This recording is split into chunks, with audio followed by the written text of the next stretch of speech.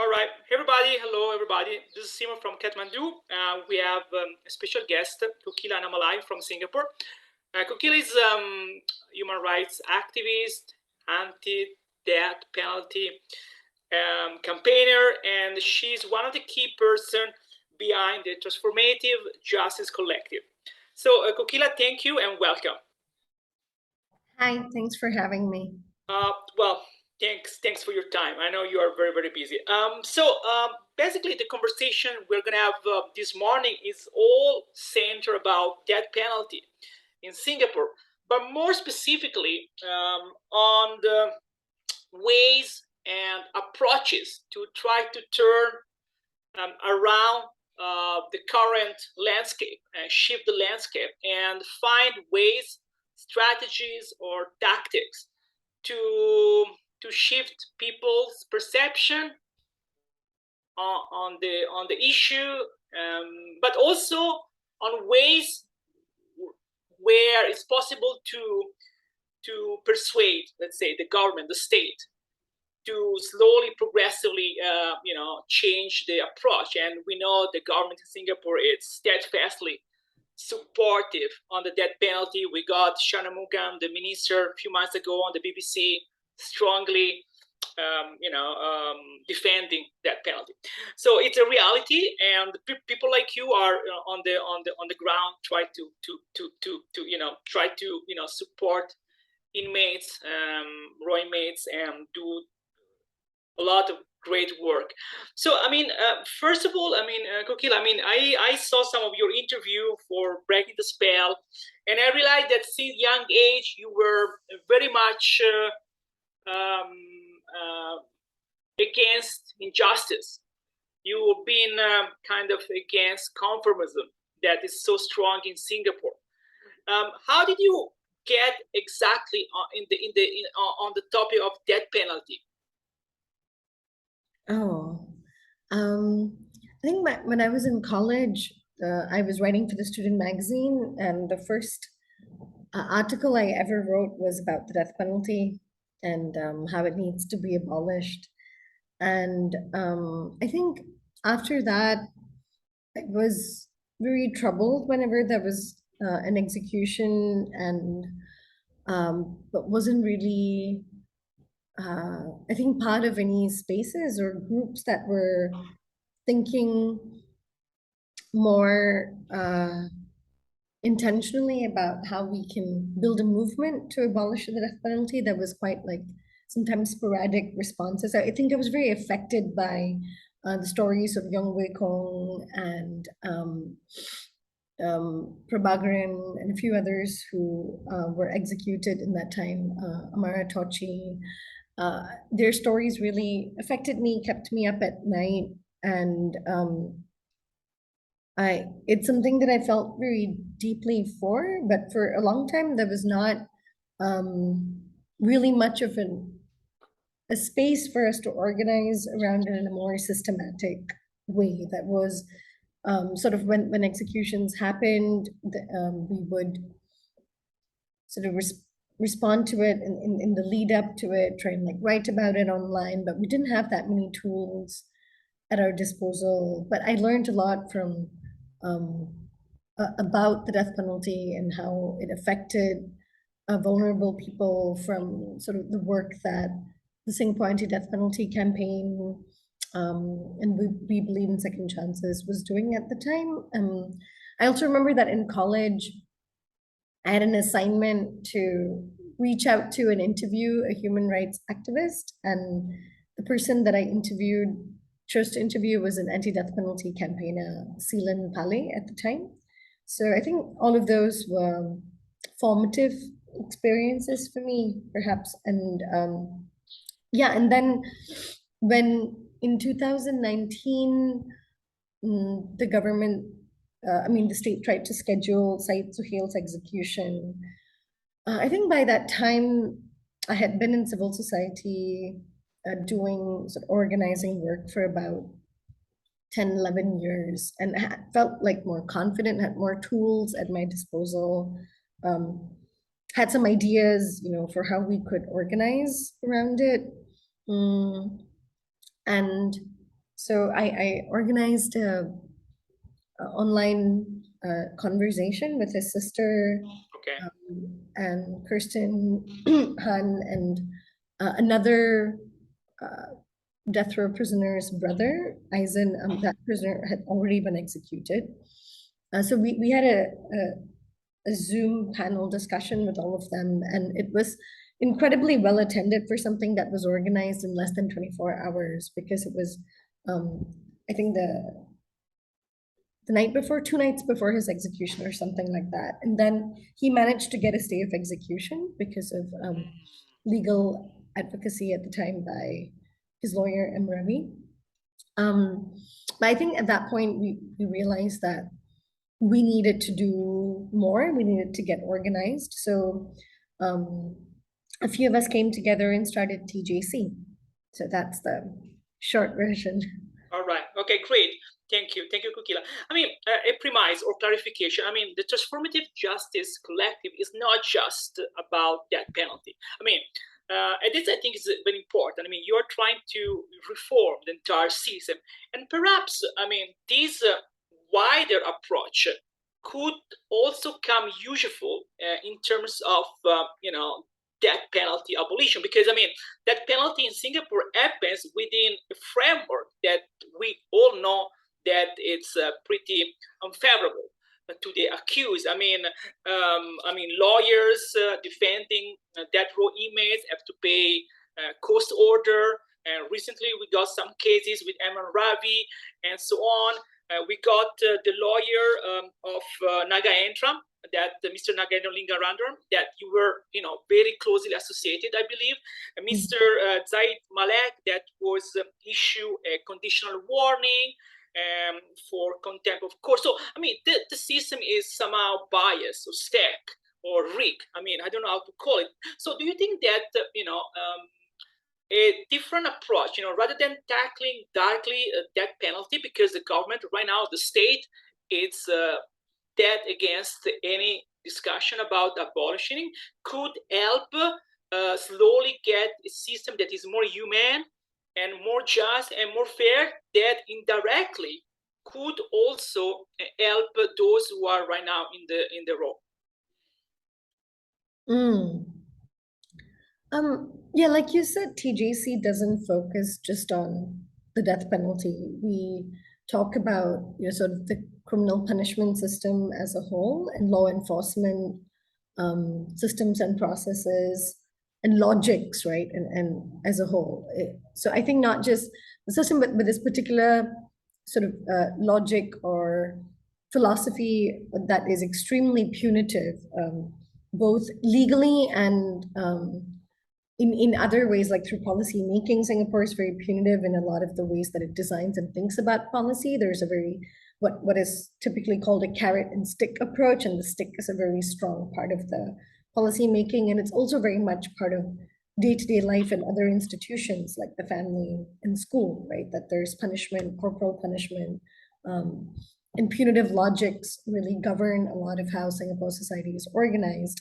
And so TJC definitely is invested in building deeper discourses around all of those interconnections, right? That web of punitive logics, and how to resist and transform them. Hence, we're called Transformative Justice Collective. And so we talk and do a lot of work around the drug policy, because I think giving people an alternate imagination of what a more humane and effective drug policy can look like, that looks at drug use as a public health issue, but also an issue of individual autonomy, freedom. And so using approaches of harm reduction, showing examples of how that's been done in other places, and centering the voices and experiences of drug users, right? I think. And if I interrupt you, sorry, I read your posting on the website. I mean, basically in Singapore, I mean, the drug rehabilitation center are not really rehabilitation. There is no harm reduction strategy. So there's like a big difference between Malaysia, I think, and Singapore, Yes. right? Yes. So our drug rehabilitation center is just prison by another name.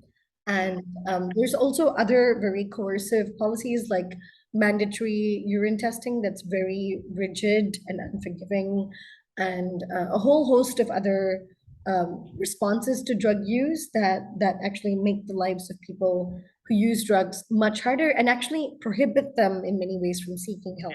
Like because we have mandatory reporting rules for doctors. So if somebody overdoses and wants to get help, they'll get into trouble with CNB. It actually makes it really difficult So for a them. doctor have to report to the police, basically. That's right. Okay. That's right, amongst other things. So these are all issues that we try to address, and I think a big part of our focus is centering the voices of people who are most harmed by law enforcement and the criminal punishment system. So whether that is the voices of people on death row, people who've been incarcerated for drugs, the family members of people who've been incarcerated, and I think that that is really important because those are voices that are erased and silenced very systematically in Singapore, right? Which allows then for the dehumanization of these groups, pointing to them as criminals, dangerous people who are um, threatening the safety of the rest of us, and allows for the state to distort an image of them. So I think centering their voices and their stories is to us really important. But I think also to your point, um, I don't think that the goal for TJC is to push for a fairer criminal punishment system in in that particular sense. But I think it is to lay bare the ways in which our systems are deeply unjust and stacked against people who are vulnerable, in the hopes that that will rally and agitate the people to then demand the abolition of such punitive systems and demand for more transformative and generative alternatives and ways of addressing harm or responding to pain and desperation and drug use and violence in our society. Right? Okay. Do you think, Kokila, that the tide is turning in terms of people's perception? I mean, the case of Mr. Nagaentram Dharmalinga was a big turning point. With for the first time ever, I think hundreds of citizens of Singapore, especially the young generation, turn up to kind of silently protest against this case. So I think like somehow the perception when we talk about, there was also a major 2016 survey by NUS that didn't really depict a so strong support as the government, the state is saying. Generally speaking, yes, people are supportive of the death penalty, but then in the nitty gritty, when presented with real cases, they get confused because actually it's a super complex reality. I mean, situation. So, do you think that within among the young people, something is changing? Are you optimistic about young generation new understanding of the death penalty? Yeah, so the 2018 study already showed that people under 35 had much more abolitionist views than Yeah. people above 35 who were retentionist. I don't know if you've seen it, but a new study was just published 2 days ago that Oh. asked very similar questions to the NUS study in 2018. So this was done by a group called Black Dot Research, and it was quite staggering, the changes in just about 3.5 years now. This study showed that only 49% of respondents supported the death penalty for drug trafficking. So that's less than half. And in 2018, it was 87%. So it's dropped by almost 40% in just 3.5 years. So stuff are changing, and perhaps these might also persuade the government, because I mean the government of Singapore is very pragmatic, I guess. So perhaps I mean the sooner new generation will voice their concern, and also considering the fourth generation a new leader, a new prime minister will soon, Mr. Lawrence Wong will, soon, what are you kind of positive that the PAP new generation leader might be a little bit more flexible in, to tackle this issue? No. Oh, So, okay. well, I think the PAP is not just a pragmatic um, decision maker. They are very ideologically driven. Dogmatic. They're very dogmatic. Mm, They're very stubborn about certain cornerstones of their identity yeah. as a Okay. party. And the death penalty is a really important one that to them, I think is more than about drugs. It's definitely more than about this particular uh, issue of deterrence, right? But it is a lot more about their image as a party that Mm, is tough on crime, and a party that strikes fear in the heart of people, and then that image enables their social control of Singapore, and it reinforces a certain kind of state society relationship. So I think we make a mistake when we see the death penalty in a vacuum as an issue based campaign. It is about an entire philosophy and power structure of state society relations.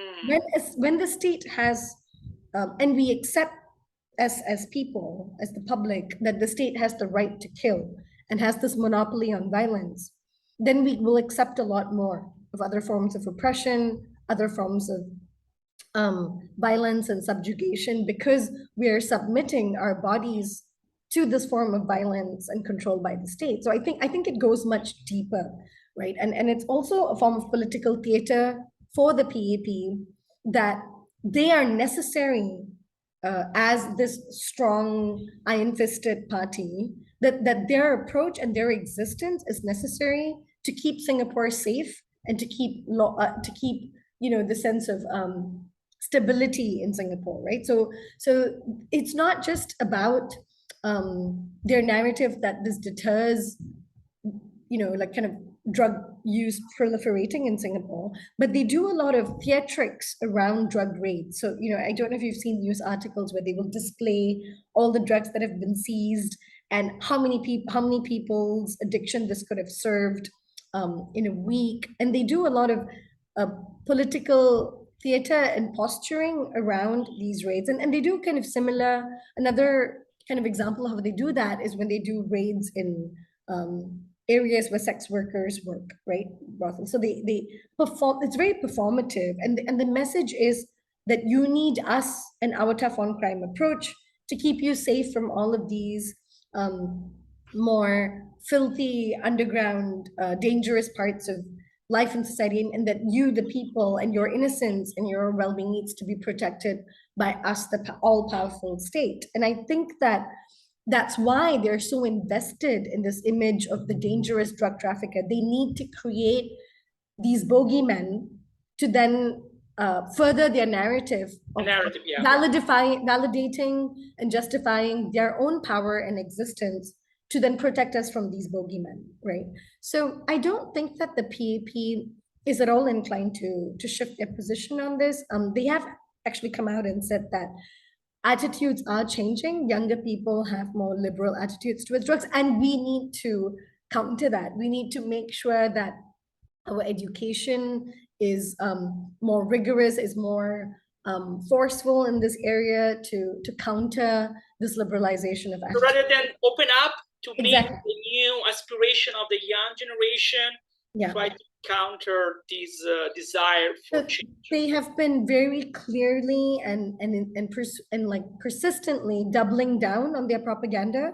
They've been putting a lot more resources towards many more videos for the Central Narcotics Bureau, and targeting students in schools, and so they're really amping up the propaganda for sure. I see. So I think that the government will only be will only abolish the death penalty when they are pushed to by the people, which is why TGC's focus is on our people, right? It's on our communities and shifting attitudes amongst the public, but also building power amongst the people so that we can take action and direct action to compel the government to abolish the death penalty. I think our approach is not to request them or persuade them Mm. on the issue, but to force their And hand. are you more positive on this side that people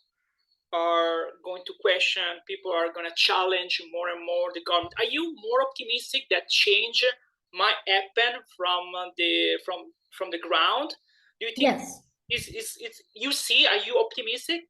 Yes, very much. Yes. I think we see many, many signs of that. There's, like I said, the study that just came out 2 days ago is really encouraging.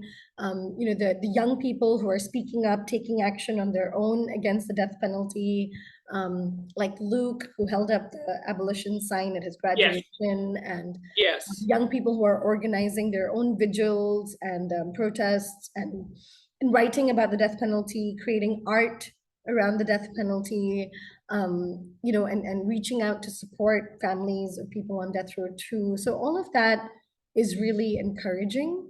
I think what we need to demonstrate is that retention of the death penalty will be politically costly for the PEP. We need to make it politically costly for them. Possibly. And so people and for that people have to reject it, right? And people need to not just reject the death penalty, but reject an extremely unjust system that disproportionately cages, tortures, and kills people on the margins, people who are ethnic minorities and from lower income backgrounds. This is also the position of Kirsten Ann, a very famous activist about, the greater the political cost for the PAP, the more they will be induced to change their approach. But I mean, tell me something about, now, the space is somehow opening up. I mean, people are starting challenging. But I think it's still a niche, right? So how can we reach the scale? What's the strategy from your point of view as a campaigner, as a key member of the civil society in Singapore? What is the strategy or the tactics to expand and reach that scale that really will force the government, as you said, the state, to change their position? Mm.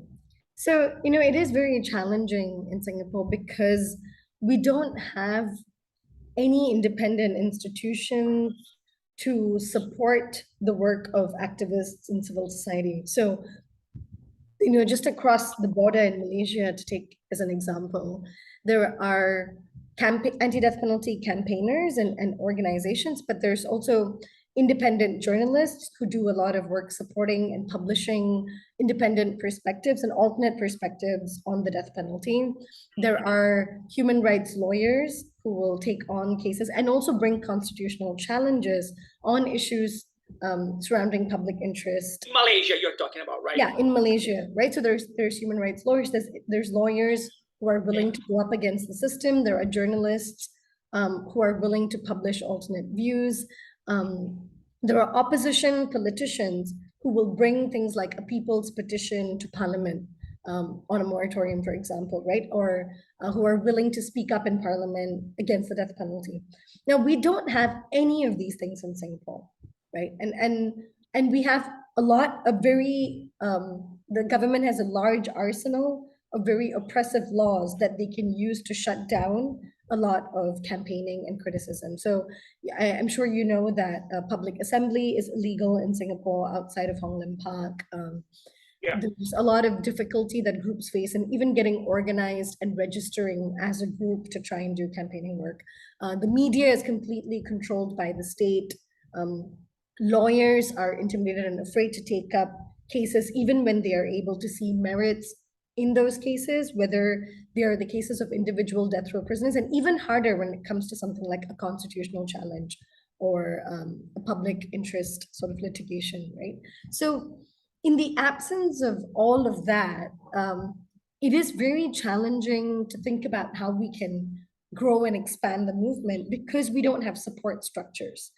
So what we rely on a lot has been storytelling. We've also been doing campaigning to try and collect signatures for a petition. We're doing things like door knocking and outreach in different residential areas. And we do events and try to pitch it at different levels, right? So when we did the vigil for Nagin and Dutch, it was really important that we had people from a wide range of um, faith groups to come and speak and also offer prayers. So we're connecting with different communities, connecting with people through their faith, connecting with them through not just a kind of human rights perspective, right, but in different ways that can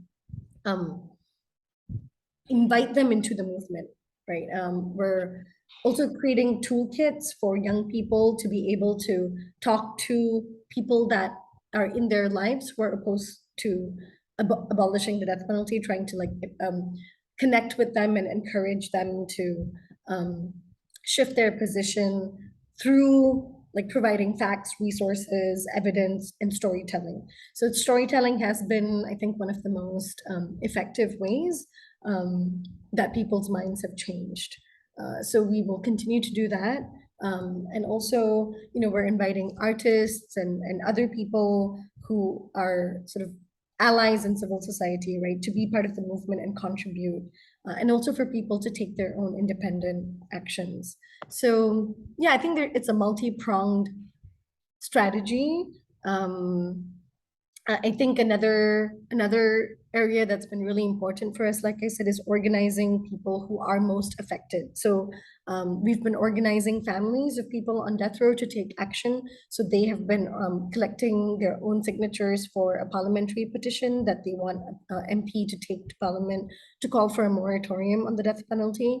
Another strategy for us is to sort of move from only using the language of abolition to asking more immediately for a moratorium on the death penalty, because in a lot of other countries, pathway to abolition has been through moratorium. And we think it would be easier for a larger number of people to get on board with a demand for moratorium, pending an independent and transparent review of the way that the death penalty regime. How could you persuade, the government? Because we've been talking that the PP is so rigid, so dogmatic. How could we push the case for a moratorium, like in Malaysia, for example? So yeah, like I was saying, I think for us, it's really through building ground up pressure and building a groundswell, where the government is then eventually recognizes that there is a political cost to not debating this issue seriously in Parliament if they want to continue to retain their credibility and the trust of the people. What do you think the role, of the international community? No matter, for each execution, the UN panel of experts release their concern, their condemnation, because the ways the execution are carried out are not meeting international legal standards, so on. But it seems like, Singapore government doesn't care. Do we need more kind of art talk interview at the BBC where the ministers are really put in the defensive? No matter how aggressive they reply, but still I think that the more are put in a situation they have to defend and explain, the more difficult for them to justify this nonsense. Yes, I think definitely my view is that the most valuable way in which the international community can participate in this is through the media, because our local media doesn't carry these stories, doesn't ask these questions, whether it is the international media writing about the death penalty and the increasing spate of executions, doing interviews with family members, and just drawing more attention to the injustice of the death penalty in Singapore and the particular way in which our judicial system enforces it. There are many issues with how the death penalty is carried out in Singapore that, again, I think are emblematic of the way the entire legal and criminal punishment system treats regular and ordinary people, right? Starting from the fact that you don't have a right to a lawyer at the point that you're arrested. Exactly. For the first 14 days. You can There can be statements, repeated statements taken from you without any witnesses, without any lawyer. And we have heard stories, and there have been CNB officers who have been prosecuted and convicted of using violence against suspects, Yeah. right? People that they arrest. So there's all of those issues, and also just the fact of whether there's adequate interpretation provided, whether there's adequate understanding of how statement taking is done, the way in which lawyers are assigned, how difficult it is to sort of get experienced lawyers who are anti-death penalty lawyers to push a case to its furthest. And of course, like you've already mentioned, the cost orders, but also that there is a very high legal threshold to reopen a case after the criminal appeal. So just regular, what would normally count as sufficient evidence or sufficient basis to reopen a case doesn't count for capital cases. There is a much higher legal threshold. So there's all of those issues that I think the international media and lawyers and judges from other jurisdictions need to speak up about and question and express concern that the Singapore system is in great danger of executing vulnerable people, innocent people, and so on, right? And I think also definitely to continue to ask difficult questions to our policymakers because our local journalists do not. I mean, is the opposition party, the main opposition, the worker party, is clearly against the death penalty? No opposition party in Singapore, except the Singapore Democratic Party, has taken an abolitionist Strong. stance. Yes. No, I actually taken any stance on the death penalty. Like, Okay. Okay, tell me something about the movement. I mean, you are like, there are tiny organization in Singapore. Like there is also the Singapore anti-death penalty campaign that I think is run by volunteers. I think most of the organizations are run on voluntary basis, right? And it's I think impossible for you to receive funding from overseas. Right? It's also suicidal because it will be accused to be, to be manipulated by, So I mean, and this is great because great in the sense that we see how committed people are, like you are, but it's also extremely challenged to really to mount the challenge, right? So I mean, what's the level of collaboration and how activists survive? I mean, how can you manage to to survive and at the same time find the moral, physical strength to carry on with your mission?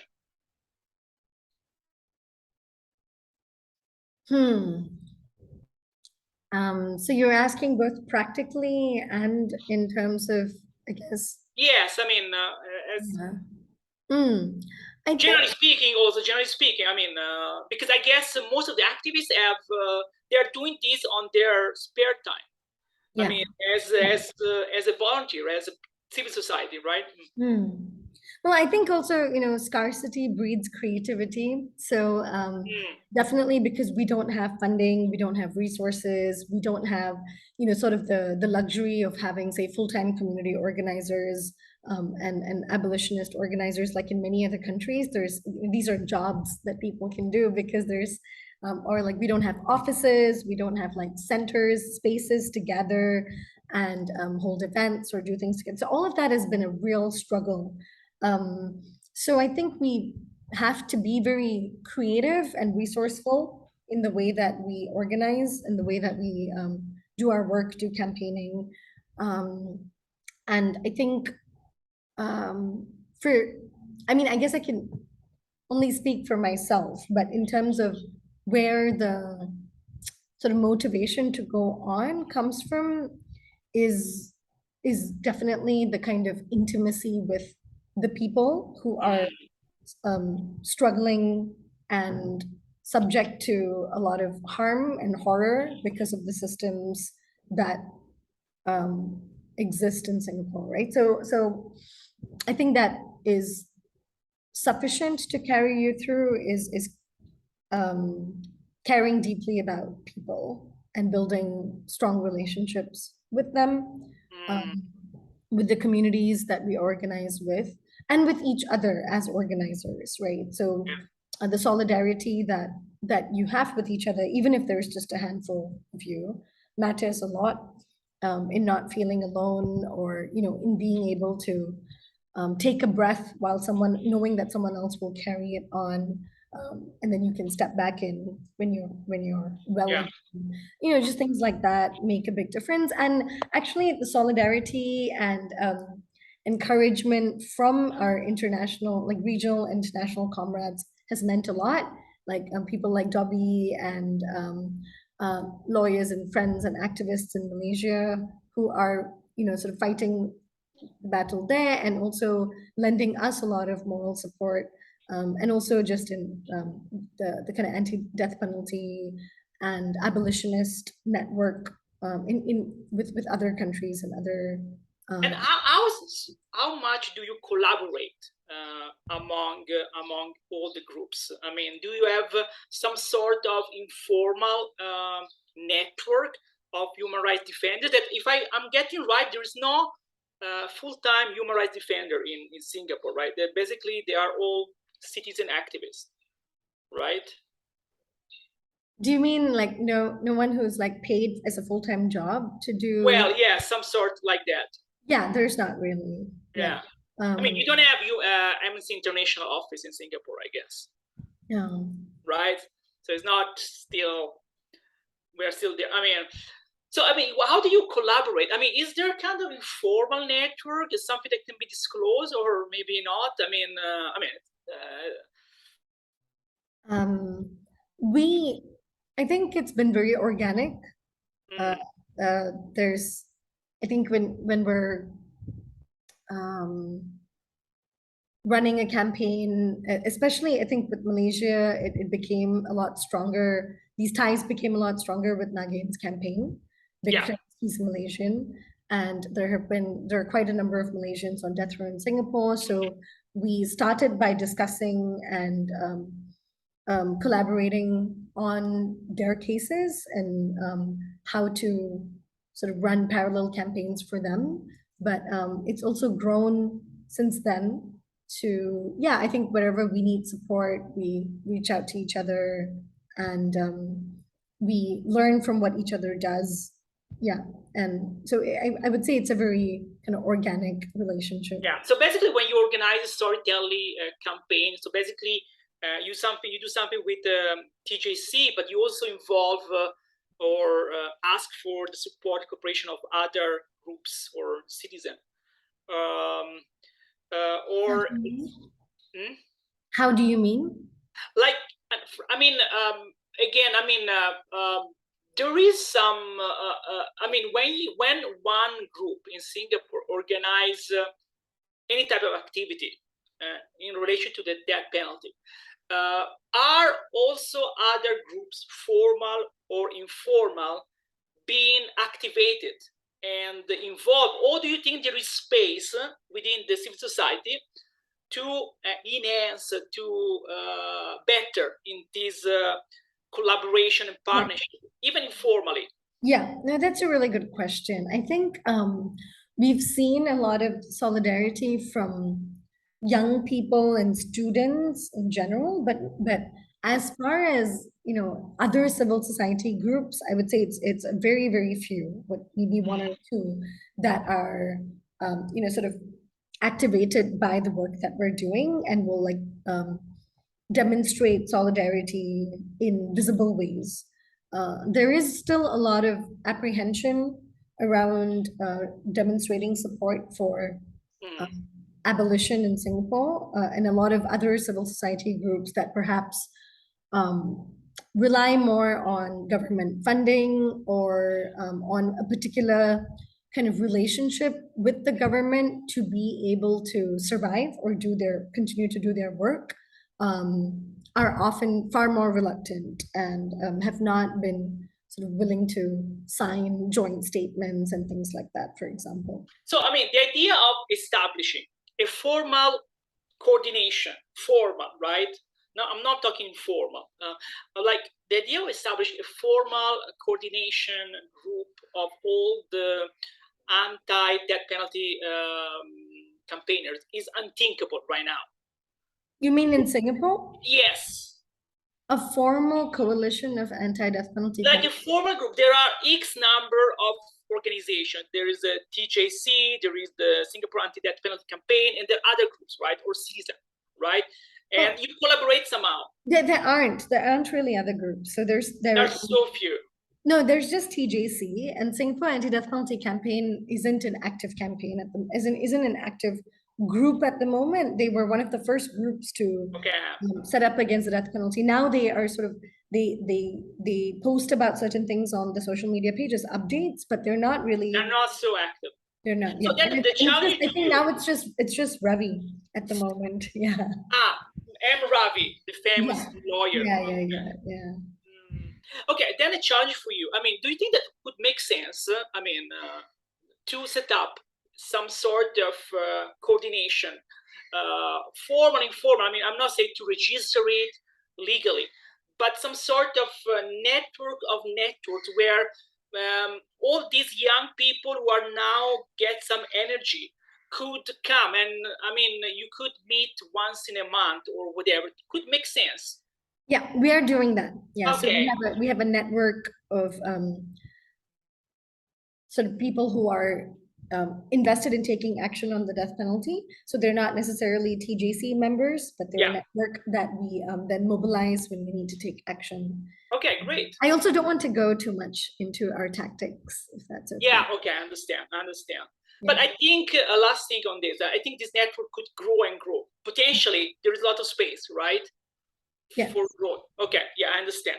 Okay, now, Kokila, I just want to ask you about the role of the Catholic Church.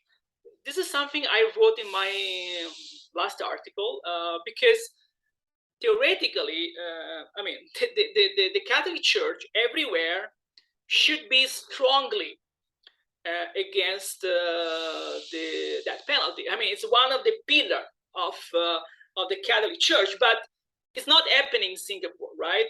And now you got even a new cardinal, right? So a prince of the church. You got what? The bishop of Singapore is going to soon to be a cardinal. So it got elevated to the highest, recognition. I mean, do you think that the Catholic Church could become an ally? Yeah, I'm not sure how familiar you are with the history of Singapore, but the Catholic Church was very traumatized and intimidated when the government carried out a series of detentions in 87. 70s, yeah. Yeah, like Operation Spectrum. Yeah. And they targeted the Catholic Church very harshly at the time. And so the government's carried out, I think, series of actions that have intimidated religious groups from being willing to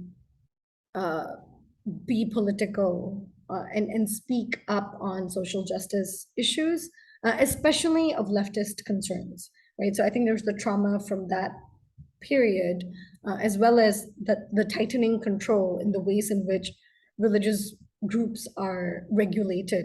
So, I don't know, again, if you're familiar, but in Singapore, the state and the CNB have, relied very heavily on mosques and require mosques to carry their drug policy messaging and their anti-drug messaging, basically, and they target the Malay Muslim community in what it's a very troubling manner, right, of singling out one community, stigmatizing them, and also infantilizing them. So if you go to some mosques in Singapore, outside you'll see posters like drug use is haram and a true Muslim would not use drugs and things like that. That is, very much part of a state campaign called Dada Itu Haram.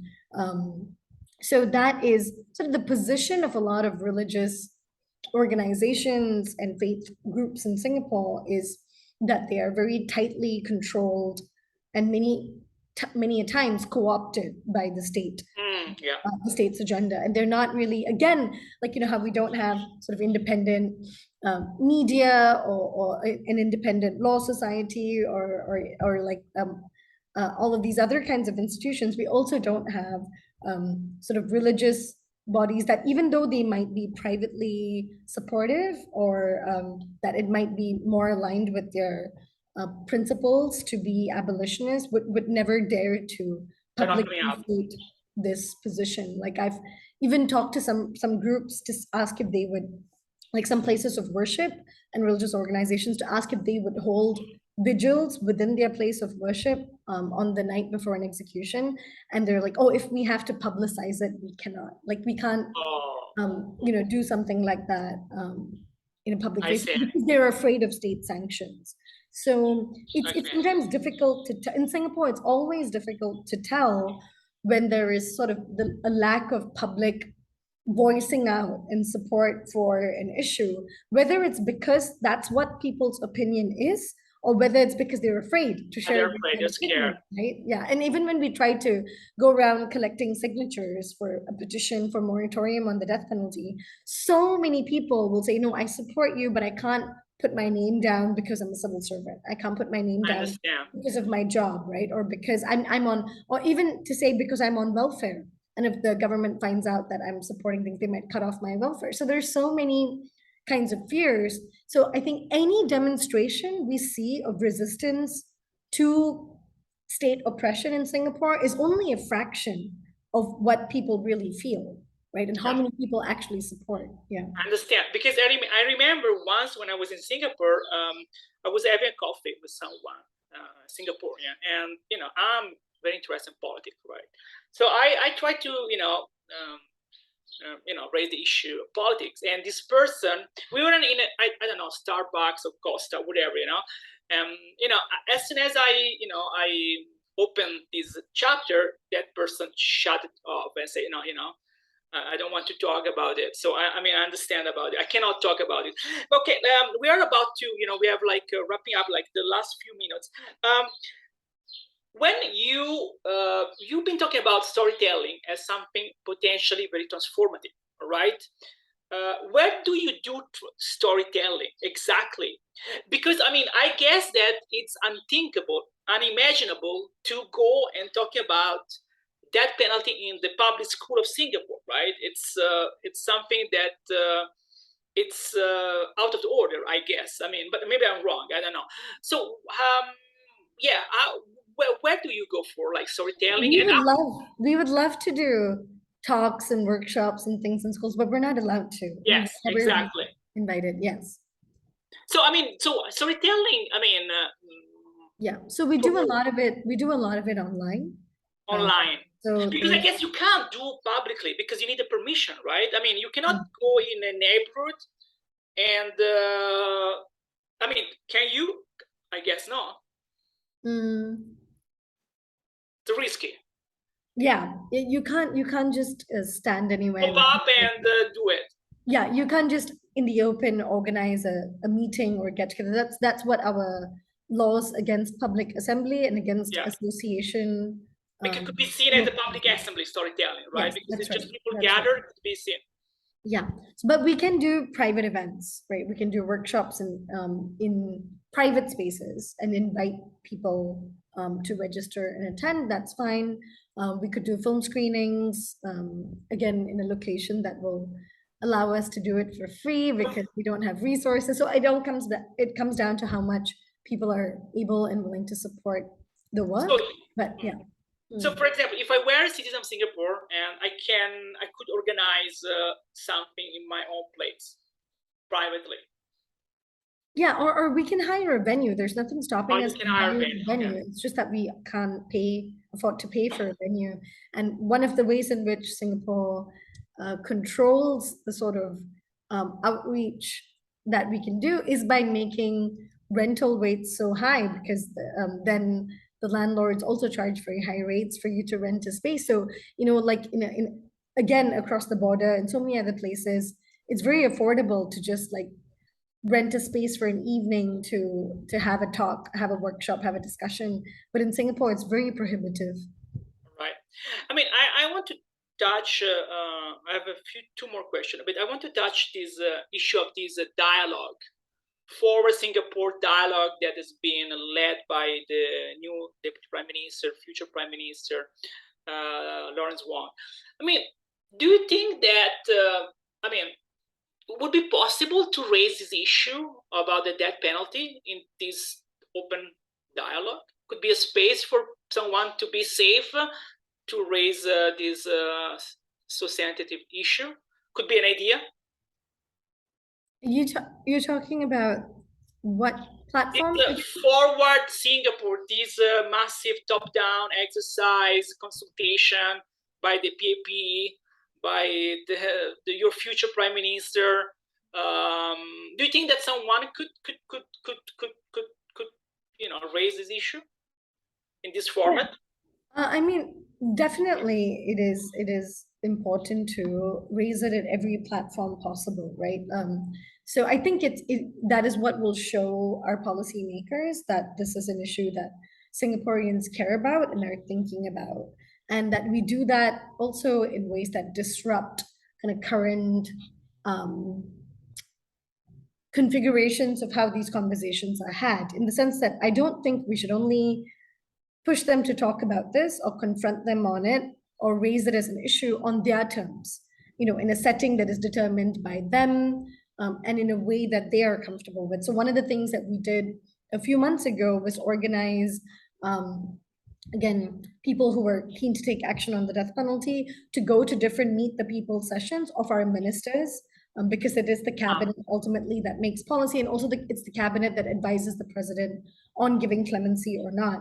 And we went to meet the people sessions to meet ministers and present petitions to them and ask them a series of questions about the death penalty, right? Which made them deeply uncomfortable, because that's not usually what meet the people sessions are used for. They're used for like residents to come and tell the minister that their pipe is leaking, or they need like a deferment on their rental.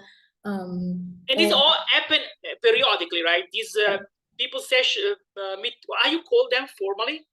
What's the name of this? They call meet the people sessions, and they happen about once a week, or once with the minister or senior official. No, it's basically with the member of parliament. Member of parliament. Every estate, like in every constituency. Okay. So we went to the ones where the MP is a minister, right? Oh, very interesting. And so, I mean, what was the reaction? I mean, how did it work out? It was, we did not expect it to change their minds. Again, to be clear, the strategy was really to confront them, right? So that they know that we demand their accountability, and that we care enough to organize and show up, and that we will not stop asking questions if they don't respond to our campaigning. Because when the campaign for Nagin was so huge in Singapore, the groundswell was incredible. There were hundreds and hundreds of people who signed different statements. Like there were healthcare workers and social workers who put out a statement. There was family members of people on death row. For Mr. Nagendra, Dargalingwa, right? Nagendra, and there was artists put out statements as a collective, environmentalists. There was so many groups of workers and people who've used drugs also put out a statement. There was so much of people voicing out from the ground, and there was also so much international media attention, and the government didn't respond to any of our campaigning. There was also a lot of young people who organized to go and like deliver clemency letters to the president day after day after day, and we went in groups, we went alone with our friends, and many people who wrote emails to their MPs. Hundreds of people wrote emails to their MPs and wrote clemency petitions to the president, and there was no response.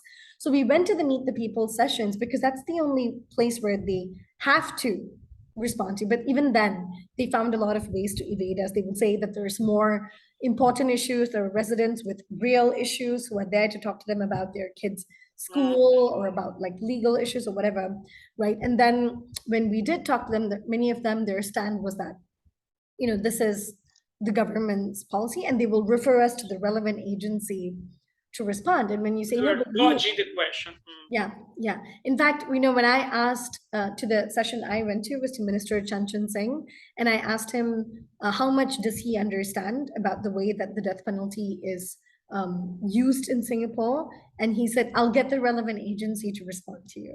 And I said, "You'll get the relevant agency to tell me how much you, as the minister, know about the death penalty in Singapore?" And he said, "Yes, I'll get the relevant agency to respond to you." And he actually wrote it down as a question on a sheet I gave him with questions. He said, "How much does the minister know about the use of the death penalty in Singapore?" So that's how ridiculous it gets, right? But which minister was he? Minister Chanchan Singh. Is the minister of which portfolio? Minister Chanchan Singh is Minister of Education. Okay, all right.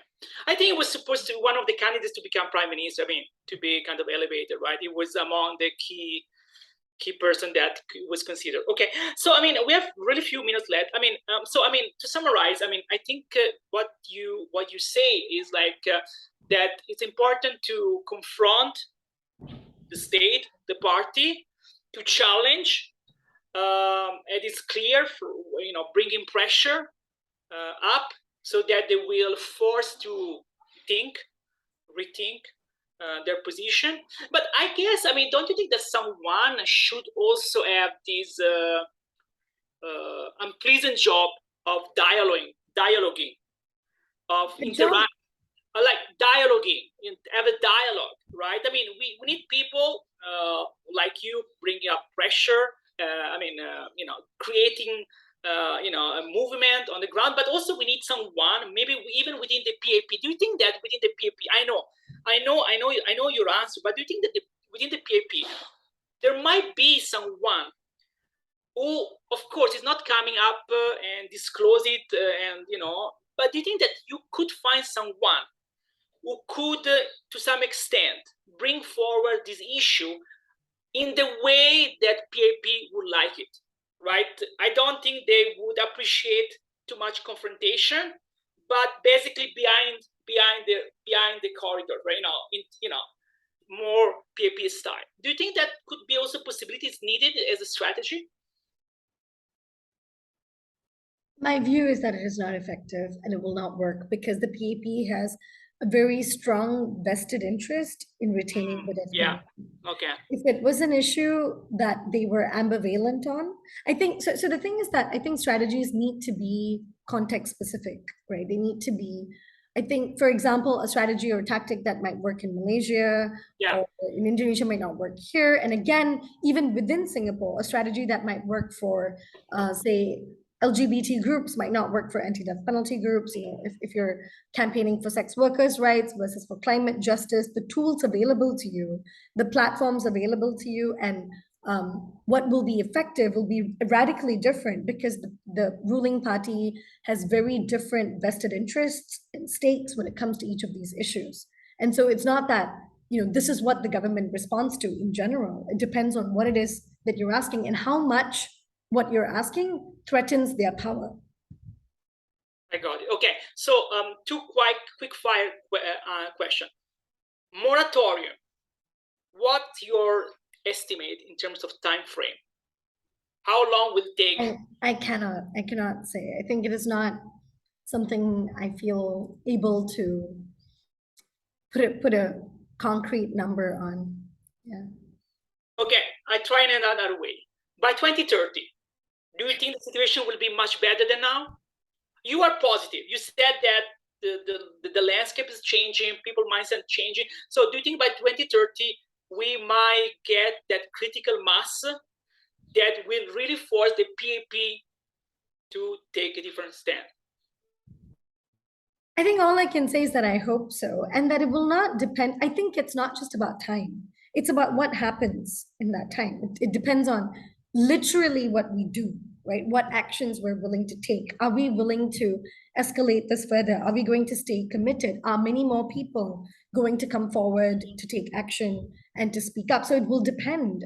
I don't think that there is just like a natural progression to these things, right? It depends on how much more pressure we're applying, how much more work we're doing on the ground how much more we're keeping this issue in the media, in the limelight, so that people are not able to turn away from it. Because what we see with the current way that news cycles work and people's attention spans work is that there are so many crises. There's constantly different crises for people for their attention to be occupied by. So it will come down to whether we're able to sustain the attention and grow a movement, right? So Okay. I think a lot of whether it will happen and when it will come down to what we do. So my focus is just on doing and Yeah. on doing more, and not on predicting when it will happen, because Okay. I think we can affect when it happens just by continuing to do. Okay. I mean, very really last question. I mean, right now it's unthinkable, impossible to write an opinion piece on. Let's not make any name. I mean, we know that the online citizen is no more, but it's impossible, unthinkable to write an opinion piece for one of the few mainstream media on the death penalty. Or would they accept it? Depends on what the piece says. Mm, Yeah. it's very conditional. Depends on what the piece says, depends on who writes it, depends on how much the editors are worried that it will upset the government. Mm, It depends on all of that. all right. Okay, Kokila, thank you so much for your time. I really appreciate it. Yeah, Yeah, thanks for having me. This was a great discussion. thank you. Maybe we can close the recording.